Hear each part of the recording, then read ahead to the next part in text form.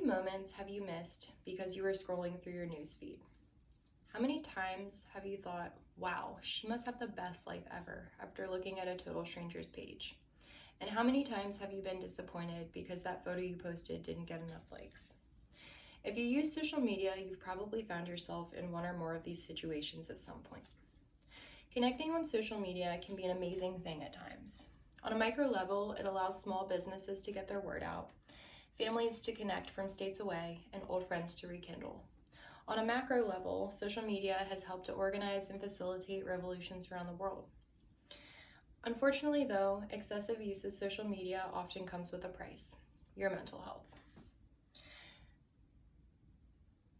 Facebook, Instagram, Twitter, TikTok, they all have a very personal relationship with their users.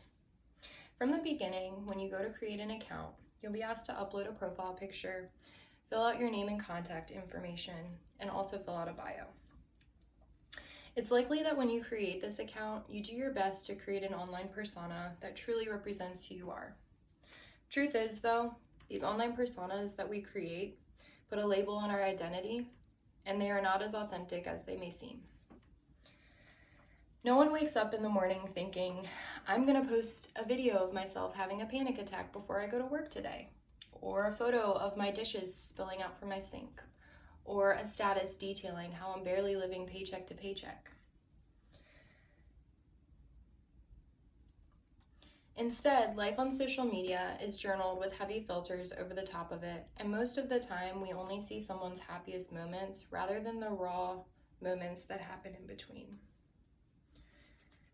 Choosing negative material to represent oneself is extremely unlikely, and there becomes a point where so many important parts of your life are filtered out that this online facade that you've created no longer accurately reflects who you are.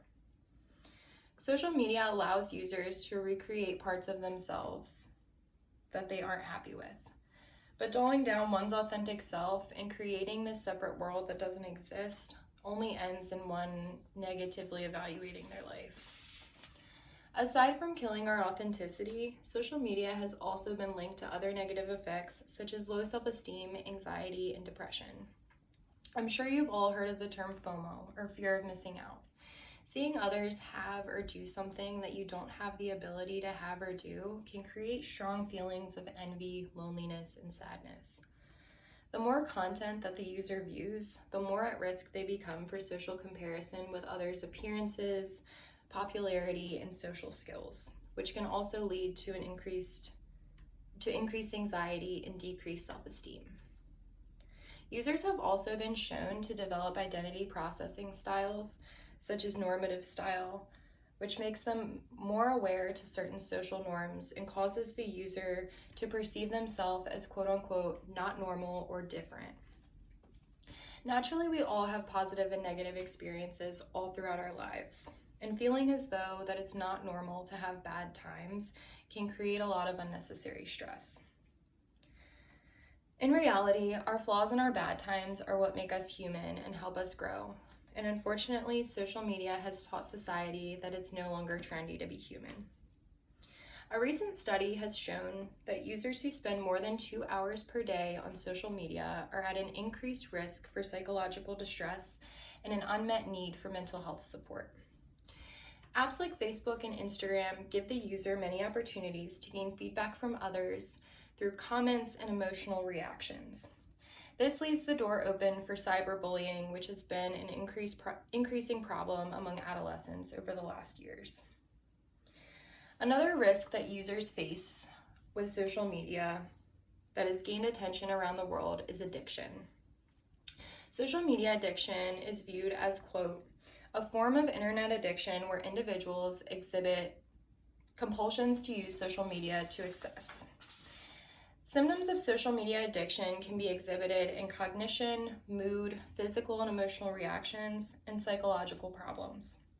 Some have gone as far as to call it a public health crisis, and others believe that addiction is being intentionally manufactured by social media companies.